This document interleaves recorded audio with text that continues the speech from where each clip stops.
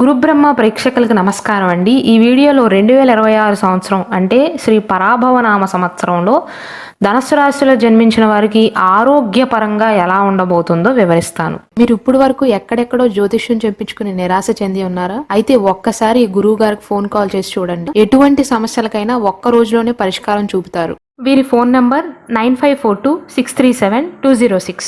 ధనుసు రాశి వారికి సంవత్సరంలో అర్ధాష్టమ శని జరుగుతుందండి. అంటే శని భగవానుడు మీ చతుర్థ స్థానమైనటువంటి 4వ ఇంట్లో సంచరిస్తున్నాడు. కాబట్టి ఆరోగ్య విషయంలో అశ్రద్ధ అనే పదానికి ఈ ఏడాది చోటు ఇవ్వకూడదు. జ్యోతిష్య శాస్త్రంలో 4వ ఇంటిని సుఖస్థానం, మాతృస్థానం, అలాగే హృదయ స్థానం అని కూడా పిలుస్తారండి. ఇక్కడ శని ఉండటం వల్ల మీ ఇంట్లో కొద్దిగా సుఖం తగ్గి పని ఒత్తిడి కాస్త పెరుగుతుంది. ఇది ఏలినాటి శని అంత ప్రమాదకరం అయితే కాదు, కానీ కొంచెం నెగిటివ్ వైబ్స్ అనేవి వస్తాయండి.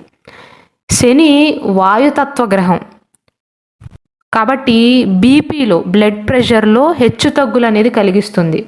ముఖ్యంగా ధనుస్సు రాశిలో జన్మించి 45 ఏళ్ళు దాటిన వారు ఎవరైతే ఉన్నారో వారికి ఆందోళన పెరిగే అవకాశాలు ఉంటాయి. గతం నుండి ఎవరైతే బీపీతో అంటే రక్తపోటుతో బాధపడుతున్నారో వారికి కాస్త అనీజీగా అనిపించవచ్చు. 4వ ఇంట్లో శని ఉంటే రాత్రిపూట కొంచెం తెలియని భయం కానీ, పీడకలలు కానీ, ఆలోచనల వల్ల నిద్ర పట్టకపోవటం కానీ, దీనివల్ల ఉదయాన్నే లేవగానే తలభారంగా ఉండటం, మైగ్రేన్ రావటం సహజం. కావున ధనుస్సు రాశి వారు మీరు పడుకునే రూమ్ ఏదైతే ఉందో, మీ బెడ్రూమ్ ఏదైతే ఉందో నీలి రంగు కానీ అంటే థిక్ బ్లూ కలర్ కానీ, నలుపు రంగు తక్కువగా ఉండేలాగా చూసుకోండి. అలాగే పడుకునే ముందు 10 నిమిషాల ముందైనా ప్రశాంతంగా ధ్యానం చేయండి. జూన్ 2వ తారీఖు వరకు ఆరోగ్యపరంగా అనుకూలంగానే ఉంటుందండి. అయితే జూన్ 2 నుండి అక్టోబర్ 31వ తారీఖు మధ్య కాలంలోనే ఇటువంటి సమస్యలు వస్తాయి. ముఖ్యంగా ఎలాంటి సమస్యలు అంటే గతం నుండి బీపీతో బాధపడుతున్న వారికి కాస్త అనీజీగా అనిపించటం, జీర్ణ వ్యవస్థ విషయంలో కాస్త ఇబ్బందులు కలగటం జరగవచ్చు. మీ రాస్యాధిపతి అయినటువంటి గురువు జూన్ నుండి అక్టోబర్ 31వ తారీఖు వరకు అష్టమ స్థానంలో సంచరిస్తాడు. గురువు బలహీన పడితే శరీరంలో లివర్ అలాగే మెటబాలిజం అనేది దెబ్బతింటాయండి. అంటే గతం నుండి ఎవరైతే కాలేయ సంబంధిత సమస్యలతో బాధపడుతున్నారో అంటే ఫ్యాటీ లివర్ కానీ, ప్యాంక్రియాస్కి సంబంధించినటువంటి సమస్యలతో ఎవరైతే బాధపడుతున్నారో వారు కొంచెం జాగ్రత్తగా ఉండాలి. అంటే ధనుసు రాశి వారికి ఏదో అయిపోతుందని కాదండి, ఇది కేవలం జాగ్రత్తలు మాత్రమే. జూన్ 2 వరకు ఆరోగ్య విషయంలో డోకా ఉండదు. జూన్ 2 నుండి అక్టోబర్ 31వ తారీఖు వరకు మాత్రం గురువు అనుకూలమైనటువంటి స్థానంలో లేడు.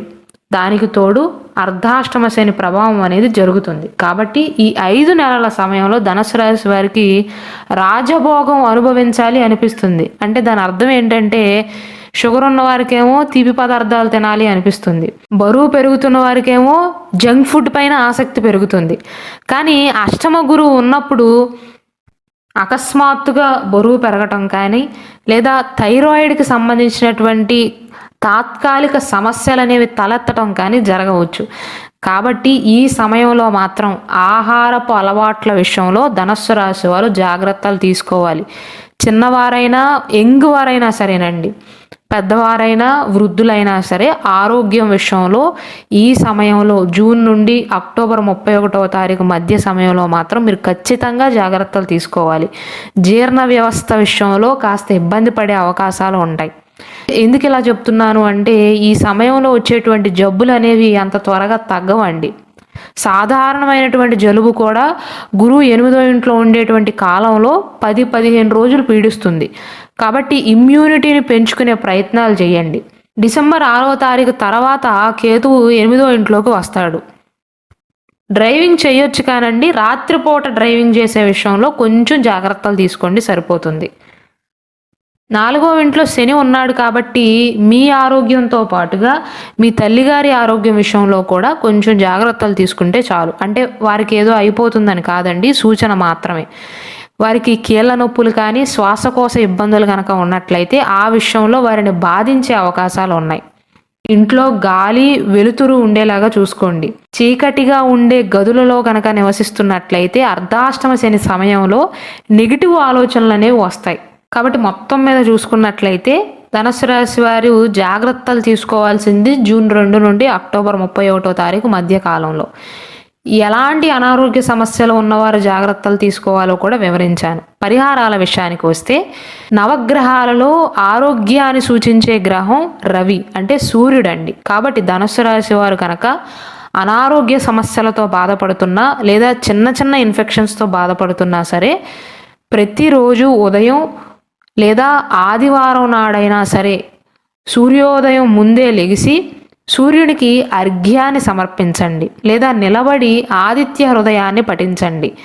ముఖ్యంగా గుండెకు సంబంధించినటువంటి అనారోగ్య సమస్యలతో కానీ కంటి చూపుకు సంబంధించినటువంటి సమస్యలతో బాధపడుతున్న వారికి ప్రతిరోజు కేవలం ఈ సంవత్సరం మాత్రమే కాదు ఎప్పుడైనా ప్రతిరోజు ఆదిత్య హృదయాన్ని పఠించటం లేదా సూర్యునికి అర్ఘ్యాన్ని సమర్పించటం వల్ల గుండె ఆరోగ్యాన్ని కంటి చూపును మెరుగుపరుస్తుంది. అందుకే మన పెద్దవారు అర్ఘ్యాన్ని సమర్పించమని చెప్తారు.